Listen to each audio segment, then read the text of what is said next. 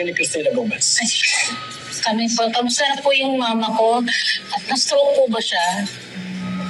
There are no signs of stroke according sa CT scan results. However, malakas po yung pagkabago o pagkabagsak sa ulo ng mga rinig. And tanihin na namin ito. And she's still under observation.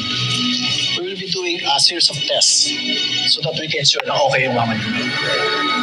So, Dok, hindi po pala na-stroke si Mama. So, ano po yung dahilan? Ba't po siya nagka-seizure tapos hinimatay? Hindi naman po mainit yung panahon. Tapos, okay pa naman po siya. And kanina rin pong umaga, nag-umagahan po siya. Aray! Tinutugo ka! Aray! Uy! Mamamana ka na ba? Baby, huwag na kong lalabas ha! Nurse, come here! Aray! Dok! Lalabas ka!